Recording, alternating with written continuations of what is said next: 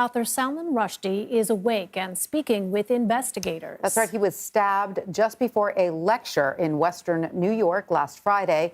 Rushdie has been a target of death threats since his 1988 novel, The Satanic Verses. Many Muslims call the book blasphemous. Iran has denied any responsibility for the stabbing. The U.S. State Department condemned the attack, but says it is waiting for the investigation to play out before commenting further. For more, let's bring in Abbas Araqchi. He is the director of Iranian Studies at Stanford and a research fellow and co-director of the Iran Democracy Project at the Hoover Institution. Abbas, welcome. Back in 1989, Iran's leader issued a fatwa against Rushdie, calling for his death. Now, while that was decades ago, Friday's attack came as we learned about an Iranian operative's alleged involvement in an assassination plot against former National Security Advisor John Bolton. What kind of strain does this put on already strained U.S.-Iran relations? I think it does put a serious strain. Both the fatwa, which has been continued, the Iranian supreme leader has been very clear that the fatwa is still effective.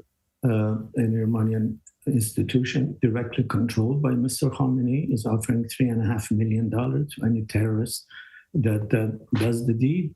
So the Iranian regime bears responsibility. And aside from the Bolton event, this one, I think the West, the United States, Europe has to be concerned with the increasing belligerence of the Iranian regime in engaging in this kind of terrorist acts and threats. And so how will this affect U.S. negotiations with Iran on any sort of nuclear deal? What is the status of those talks? The status of those talks are ambiguous. Iran was supposed to give its final response to the deal that was offered to it by the negotiating 5+1. Iran has submitted their response. We still don't know, but my guess is that they haven't accepted the deal, at least not all of it. And Europeans and the United States had said this is take it or leave it. So whether Europe and the United States will renegotiate or whether Iran will accept, we don't know. But there is a lot of evidence from inside Iran, from sites very close to Mr. Khamenei, that they're not going to accept the deal. Well, given these developments, what needs to happen, if anything can happen, to quell tensions between the U.S. and Iran?